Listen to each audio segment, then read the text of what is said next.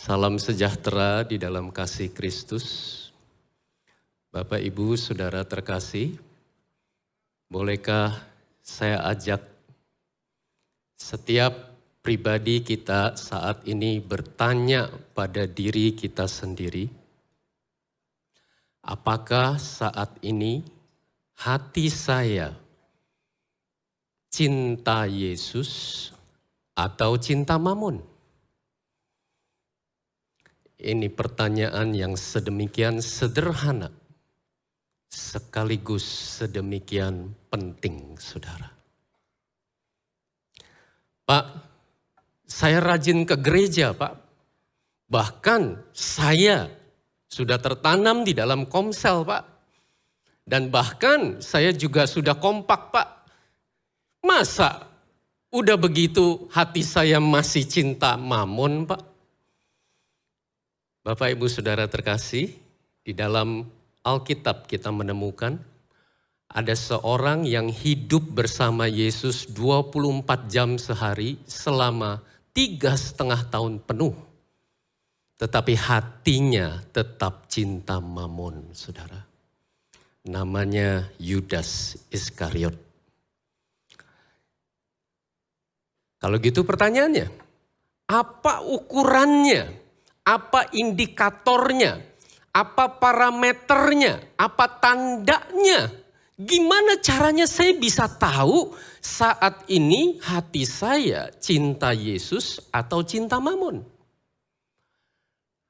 Yesus mengajarkan, saudara, di dalam Matius 6 ayat 24, bahwa orang yang cinta Yesus adalah orang yang menggunakan atau memanfaatkan dan bahkan mengorbankan Mammon atau uang untuk kepentingan Yesus. Inilah yang Yesus ungkapkan, tak seorang pun dapat mengabdi kepada dua tuan. Karena jika demikian ia akan membenci yang seseorang. Apa itu membenci? Artinya akan memanfaatkan, akan memakai Mammon untuk mengasihi Yesus. Untuk praktek mengasihi Yesus. Dan sebaliknya, dari mana saya tahu hati saya cinta Mammon? Yaitu kalau saya menggunakan, kalau saya pakai, bahkan kalau saya mengorbankan Yesus untuk kepentingan Mammon, saudara. Inilah yang dilakukan oleh Yudas. Dia menukarkan, dia pakai Yesus untuk Yudas memperoleh 30 keping perak. Dan inilah yang dilakukan oleh Ananias dan Safira. Memanipulasi dengan mendustai Roh Kudus demi mendapatkan sejumlah uang yang diungkapkan di muka umum bahwa sudah semuanya, bahwa ternyata belum dan itu bukan semuanya. Dan selanjutnya Yesus berkata, atau ia akan setia kepada yang seorang dan tidak mengindahkan yang lain. Kamu tidak dapat mengabdi kepada Allah dan kepada Mammon.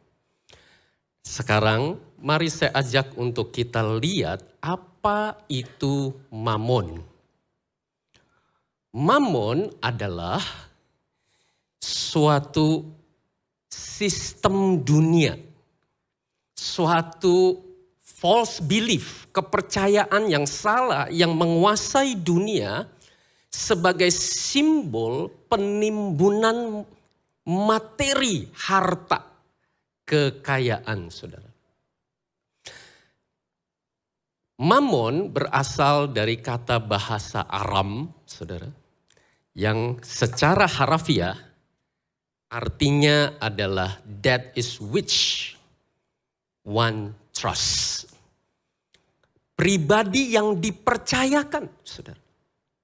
Dunia ini sudah dikuasai oleh belief yang false belief, kepercayaan yang salah bahwa hidup kita sejahtera atau tidak, hidup kita makmur atau tidak, hidup kita bahagia atau tidak, ditentukan oleh mamon, saudara.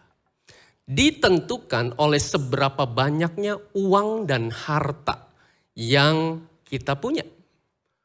Dan yang paling menantang bagi setiap kita dalam hal kepercayaan yang salah ini adalah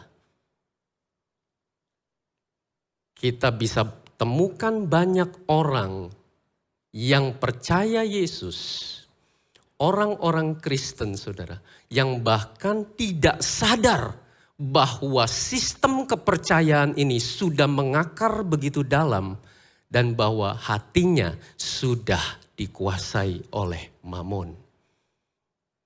Saya menemukan banyak sekali reaksi, Pak, hari gini siapa yang gak pengen kaya? Lihat saudara, kata-kata itu mencerminkan sistem kepercayaan yang salah.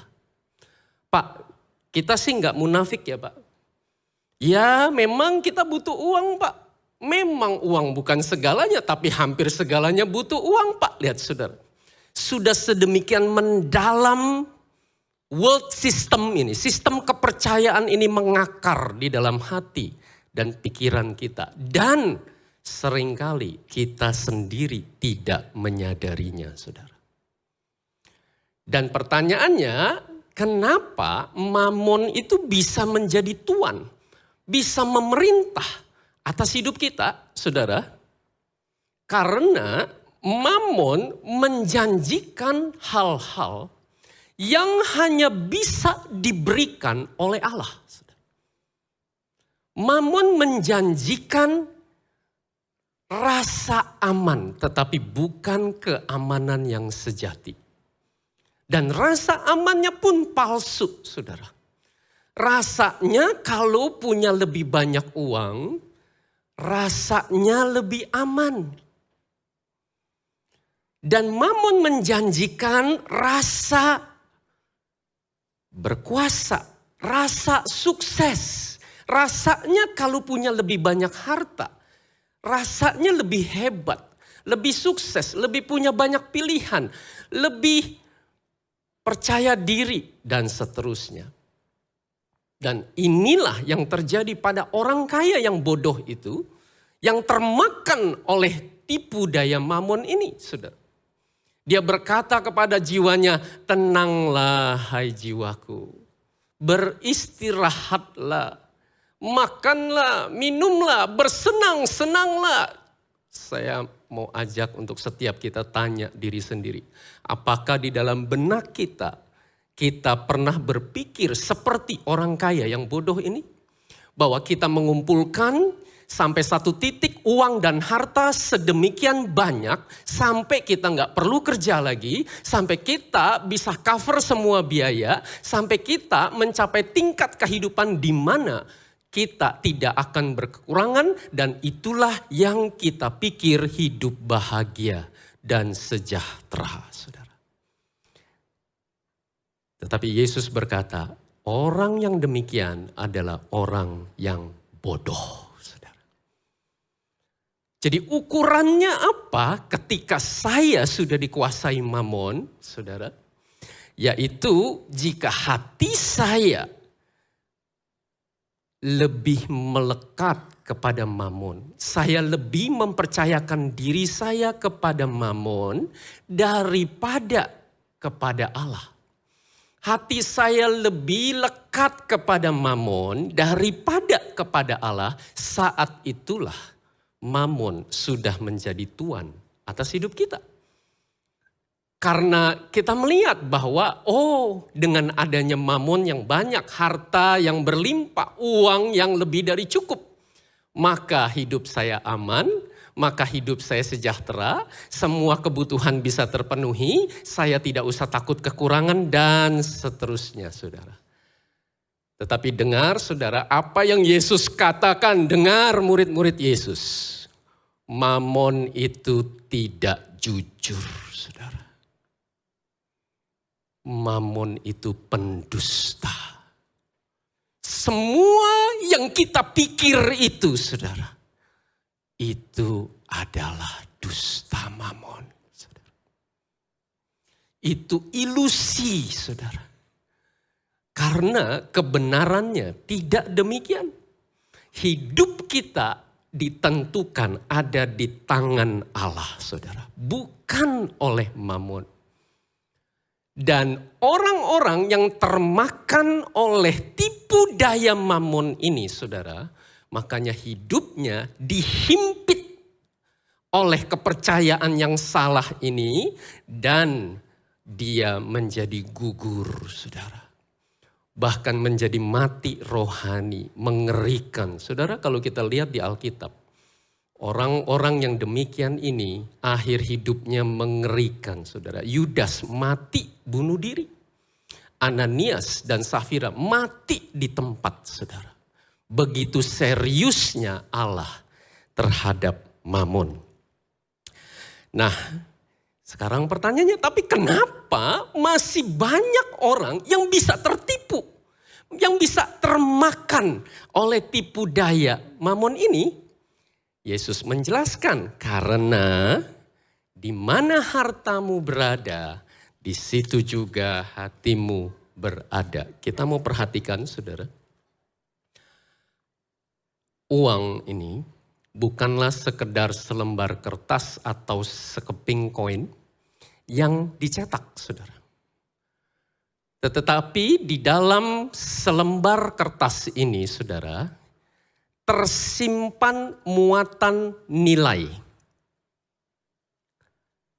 Dan ini nilai menjadi penting, saudara, karena uang ini dipakai sebagai alat tukar yang sah.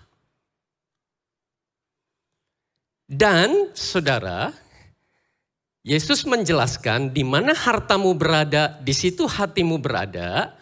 Itu artinya kalau hati saya menghargai, memandang bahwa pendidikan, ya, edukasi itu penting dalam hidup saya, maka saya akan pakai alat tukar ini yang mengandung nilai tertentu ini untuk saya tukarkan dengan porsi pendidikan yang saya bisa peroleh. Saya akan pakai uang ini untuk beli buku, saya akan pakai untuk ikut seminar, saya akan pakai uang ini untuk sekolah dan seterusnya.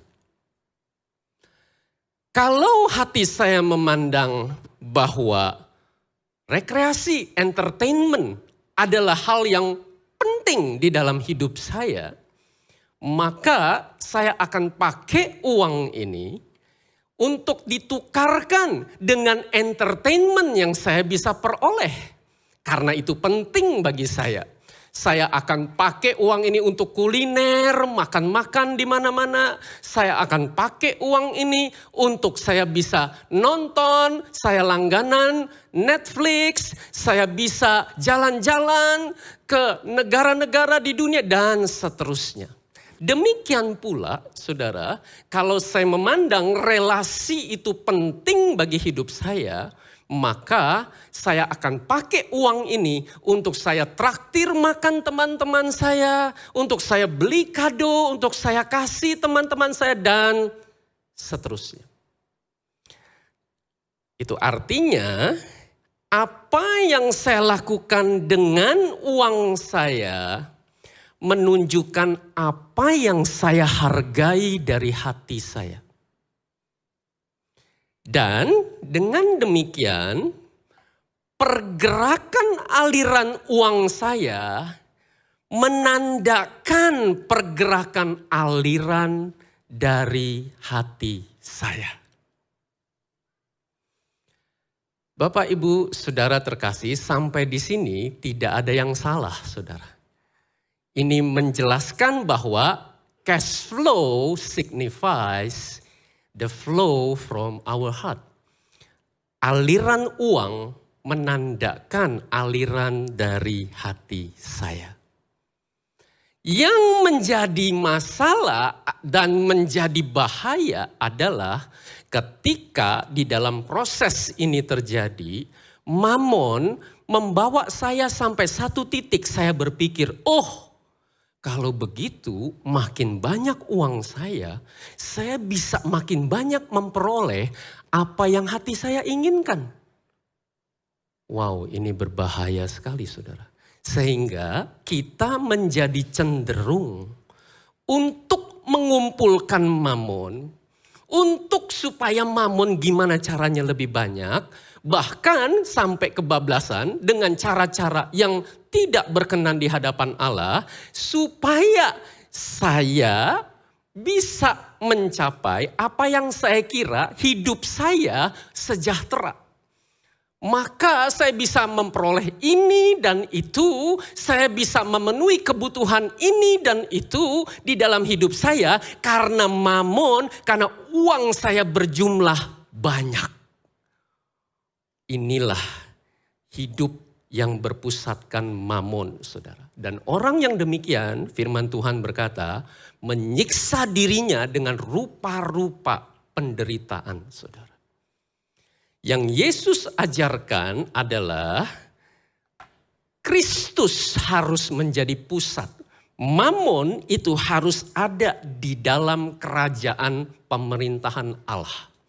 Mamon adalah hamba yang baik untuk melaksanakan perintah Allah. Di mana di dalam beberapa hal untuk kita melakukan perintah Yesus, kita bisa pakai mamon untuk memenuhi kehendak Allah. Inilah hidup yang berpusatkan Kristus, saudara. Dan sekarang pertanyaannya, gimana caranya supaya bisa jadi begini? Kenapa kita cenderung kok mamon yang jadi pusat? Tetapi yang Yesus ajarkan ini seringkali kita miss, saudara. Kita seringkali tidak sadar, loh tiba-tiba kok saya jadi melekat pada mamon lagi ya. Saudara, saya mau mengaku dosa sama saudara. Dalam periode hidup yang berjalan ini saudara, kadangkala saya sendiri masuk di dalam periode yang saya tidak sadar. Tiba-tiba sampai satu titik, Roh Kudus menemplak saya. Hati saya sudah melekat kepada mamon. Bapak Ibu Saudara terkasih, mari saya mau ajak setiap kita untuk mengakui di hadapan Tuhan betapa rapuhnya hati kita terhadap mamon, saudara. Betapa rentannya tiba-tiba kita sudah melekat lagi kepada mamon. Itulah sebabnya Yesus mengajarkan ada 3 cara untuk menang atas mamon, saudara. Dan Yesus jelaskan ini di dalam Matius 6, mulai ayat 19 sampai 24 ini. Yesus berkata, janganlah kamu mengumpulkan harta di bumi. Ya, kalau kita perhatikan saudara, di ayat berikutnya Yesus melanjutkan, kumpulkanlah bagimu harta di sorga. Kita mau perhatikan bahwa yang Yesus larang bukanlah tindakan mengumpulkan hartanya. Malah di ayat 20-nya Yesus perintahkan untuk kita kumpulkan harta. Karena yang disorot oleh Yesus bukanlah tindakan mengumpulkan hartanya, tetapi di mana kita mengumpulkannya. Yesus ajarkan kalau kumpulin harta di sorga.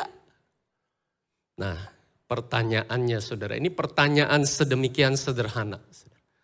Apa itu mengumpulkan harta di sorga? Saudara?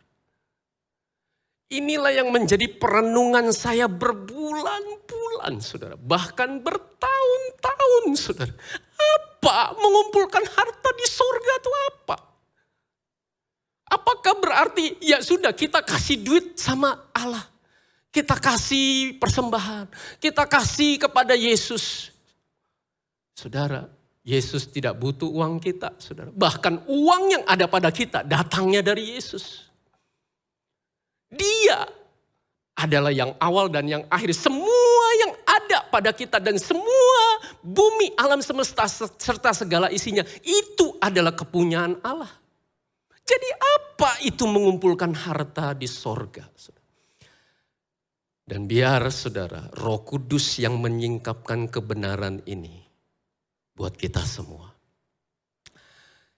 Kalau kita dengar kata harta, saudara, di dalam bahasa Indonesia, itu adalah di dalam bahasa Inggris treasure, saudara.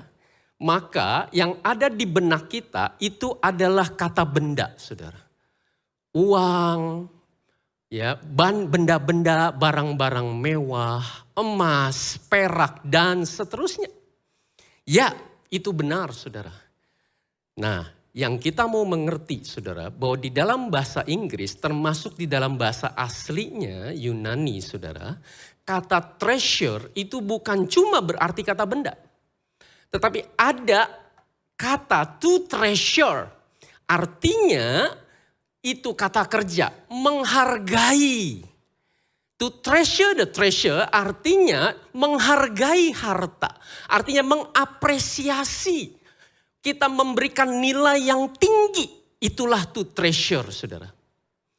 Dan saudara, ketika Yesus berkata, jangan mengumpulkan harta di bumi, itu di dalam bahasa Yunaninya adalah, jangan kamu thesauros.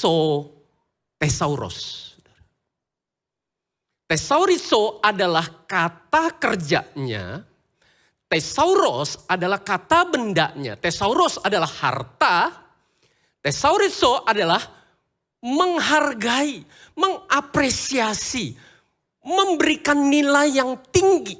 Nah, jadi saudara, Yesus itu sedang berkata begini, dengar murid Yesus.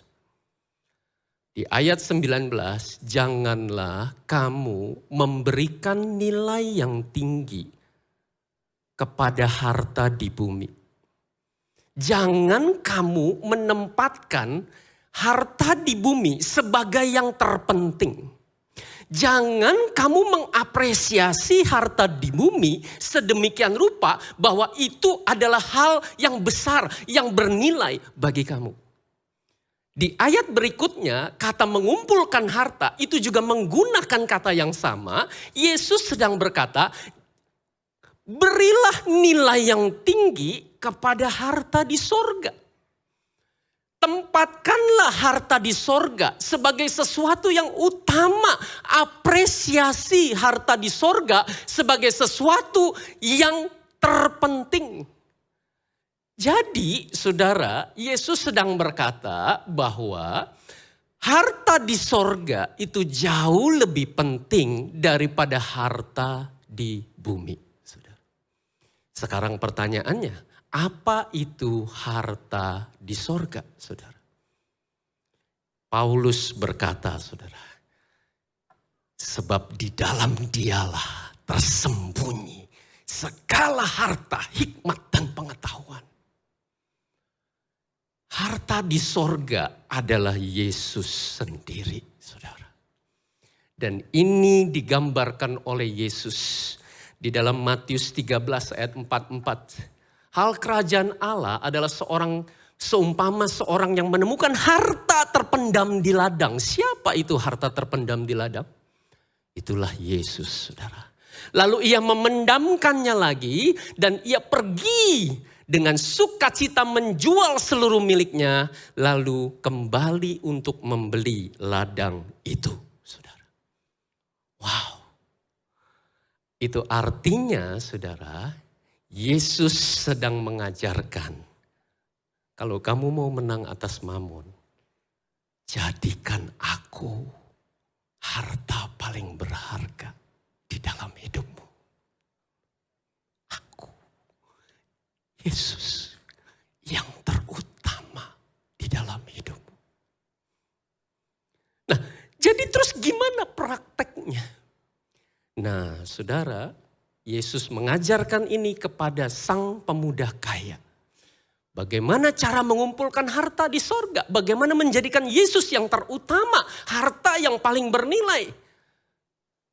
Pergilah, jualah segala milikmu, bagikan kepada orang miskin, lalu kembali ke sini dan ikutlah aku. Ada dua unsur yang Yesus ajarkan bagaimana cara mengumpulkan harta di sorga, saudara.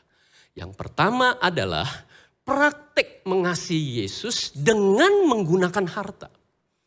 Yesus memerintahkan pemuda itu, jual segala milikmu, kembali ke sini. Itu artinya kalau kamu taat apa yang aku perintahkan, kamu pakai hartamu untuk kamu bisa memenuhi kehendakku. Dan saudara, pemuda itu tidak lulus, saudara. Yesus berkata, barang siapa mengasihi aku, ia akan melakukan apa yang kuperintahkan kepadanya. Kalau kamu berani berkata, engkau mengasihi aku, lakukan perintahku.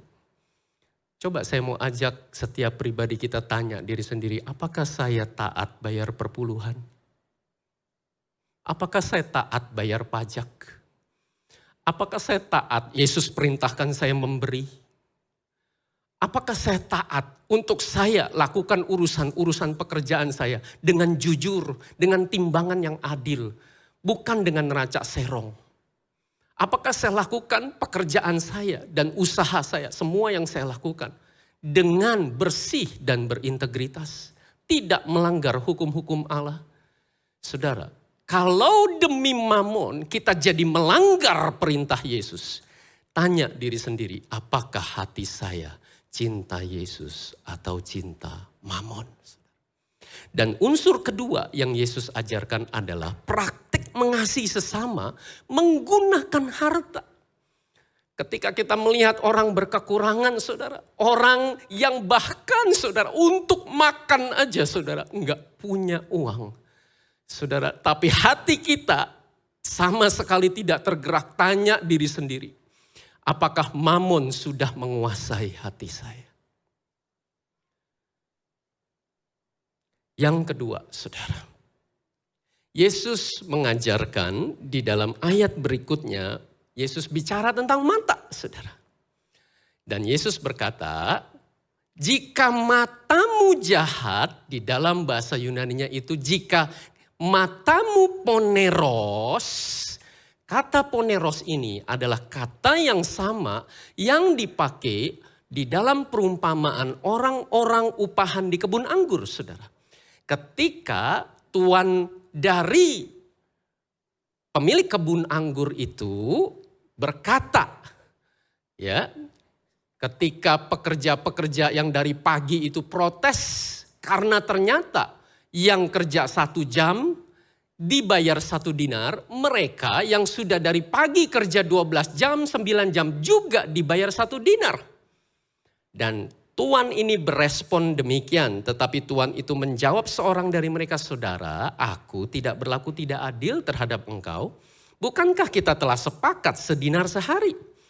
Dan di dalam ayat 15, saudara perhatikan, tidakkah aku bebas mempergunakan milikku menurut kehendak hatiku?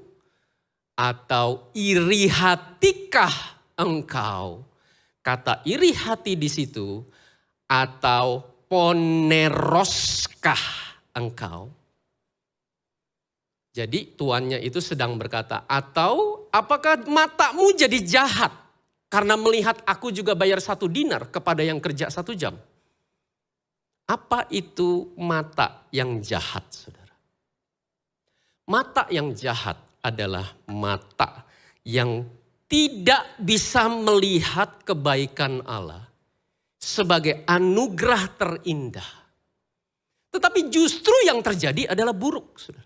Saudara, kalau kita perhatikan perumpamaan tentang orang-orang upahan di kebun anggur itu, mereka yang dari pagi itu nganggur, saudara.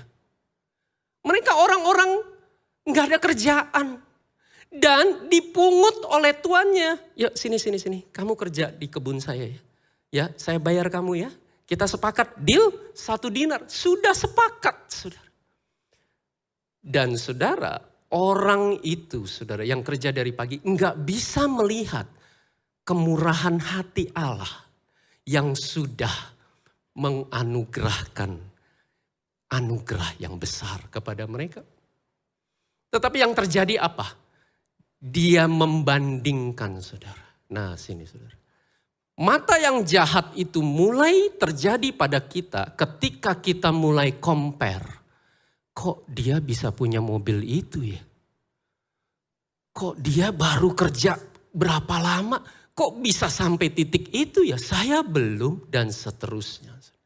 Saudara perhatikan, orang yang demikian berkat Allah itu bisa jadi kutuk bagi dia, saudara. Kenapa bisa demikian ya? Karena matanya sudah dibutakan oleh ilah zaman ini, saudara. Enggak punya mata yang bisa lihat bahwa kemurahan Allah lebih bernilai daripada sejumlah uang. Enggak bisa lihat bahwa bukan sekedar 1 dinarnya, tetapi kebaikan hati Allah dan belas kasihan Allah itu jauh lebih berharga daripada sekedar sejumlah materi, saudara. Dan Yesus berkata, kalau matamu masih begitu, kamu nggak bisa menang atas mamon, nggak bisa. Kamu akan melekat lagi kepada mamon. Makanya miliki mata yang baik itu adalah haplos. Single eye. Apa itu single eye? Mata yang tunggal melihat hanya kebaikan Allah. Dan itu jauh lebih bernilai daripada sekedar materi.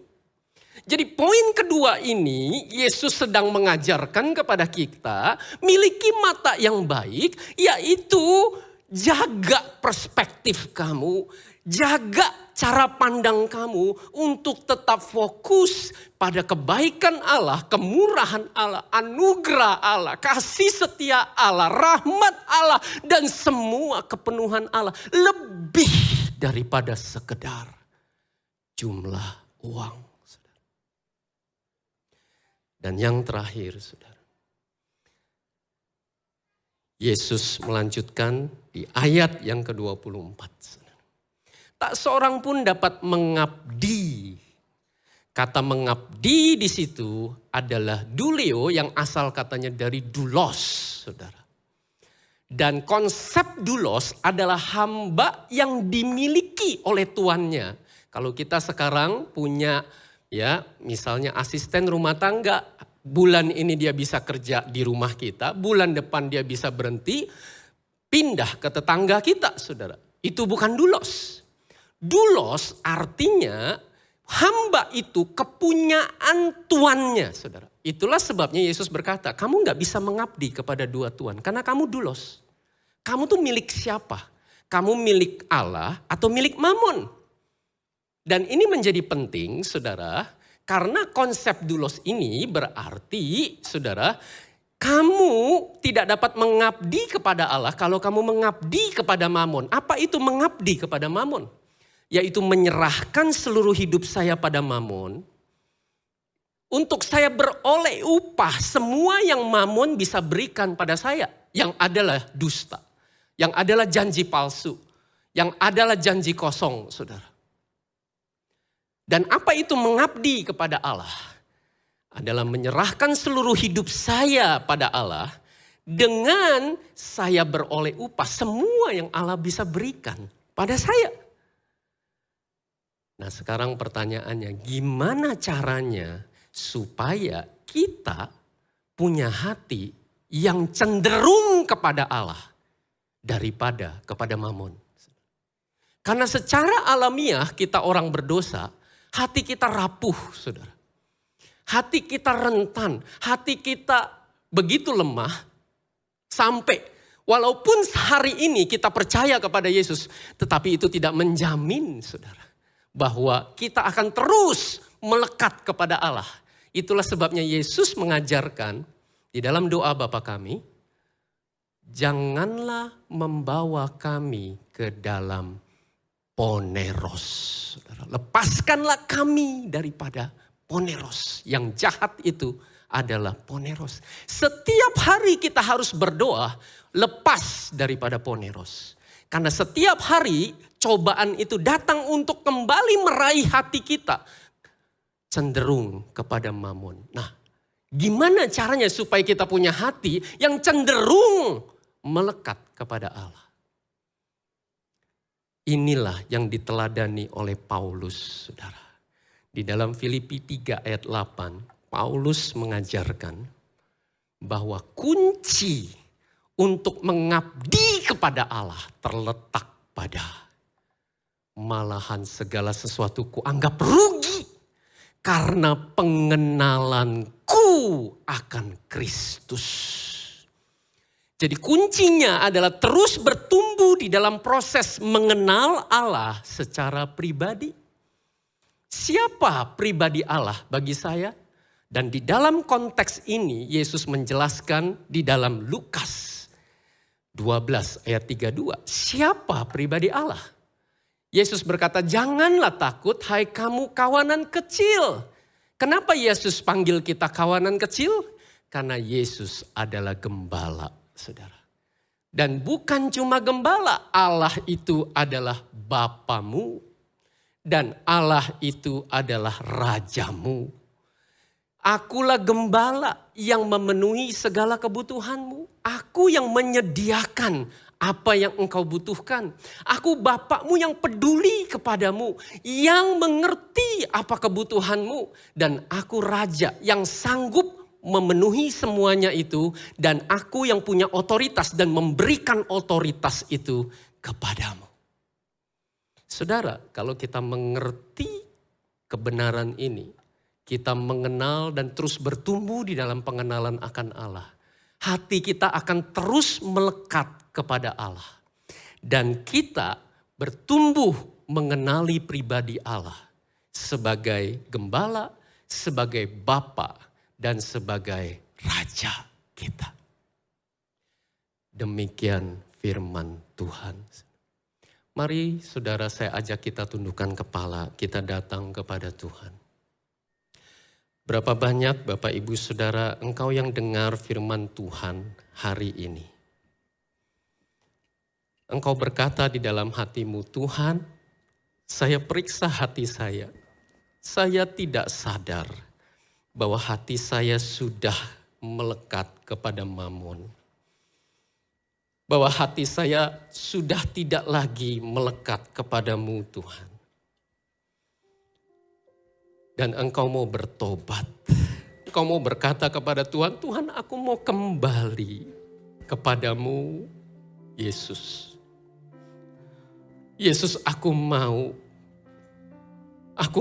Tuhan menjadikan engkau harta yang paling bernilai di dalam hidupku. Tidak ada lagi yang lain yang lebih daripada engkau. Dan aku mau jaga cara pandangku, perspektifku untuk aku melihat bahwa Tuhan engkau lebih daripada segalanya. Kebaikanmu, kemurahanmu, kasih setiamu itu tidak ada bandingannya. Tidak ada jumlah nilai materi apapun yang bisa sebanding dengan apa yang engkau bisa berikan kepadaku. Dan Tuhan, aku mau mengenal engkau gembalaku. Engkau Bapakku, engkau Rajaku.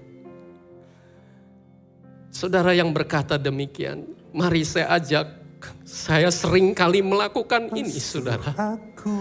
Taruh tangan di dada dan katakan itu kepada Tuhan. Tuhan, aku bertobat. Tuhan, aku sudah lekat kepada Mammon ya Tuhan. Aku mau kembali kepadamu Tuhan. Tuhan, periksa hatiku Tuhan.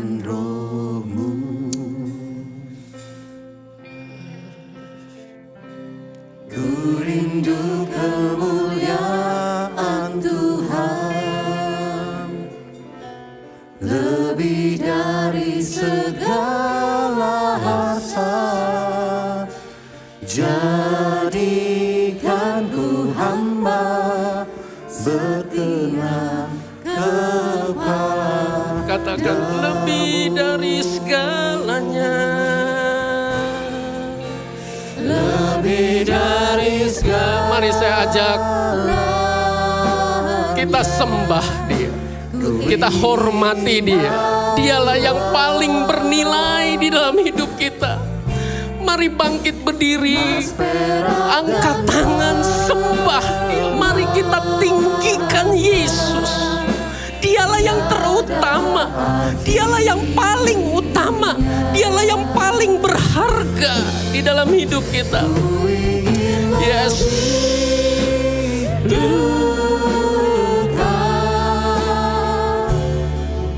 Bersekutu denganmu, jadikan ku hamba setia kepadamu. Bapak Ibu Saudara terkasih, saat ini Yesus sedang berada di hadapan setiap pribadi kita.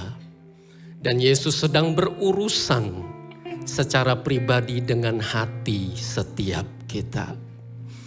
Yesus sedang berkata, pilihlah, kumpulkan harta di bumi atau di sorga. Dan yang kedua, pilihlah, miliki mata yang jahat atau mata yang baik. Dan yang ketiga, pilihlah, apakah engkau mau mengabdi kepada Mammon atau mengabdi kepada Allah. Dan mari saya ajak setiap kita berurusan dengan Allah. Bolehkah saya ajak setiap pribadi, ungkapkan keputusanmu kepada Allah. Sebutkan pilihanmu, apakah engkau mau memilih untuk mengumpulkan harta di bumi atau di sorga. Sebutkan itu kepada Allah. Aku mau kumpulkan hartaku di mana?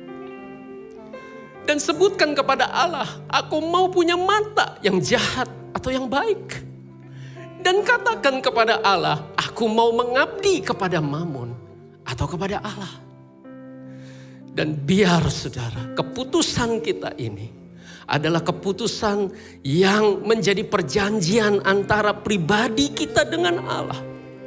Dan kita boleh bertumbuh di dalam pengenalan akan pribadi Allah. Dan kita boleh beroleh kasih karunia untuk menang atas Mammon. Katakan sama-sama, lebih dari segalanya Engkau Tuhan. Engkau yang terutama, Engkau yang paling bernilai ya Tuhan. Dari segalanya,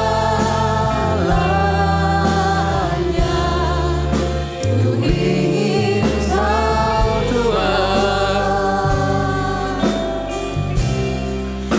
Emas, perak dan permata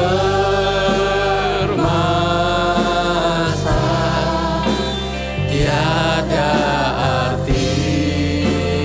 Ku ingin lebih dekat, Ku ingin lebih dekat,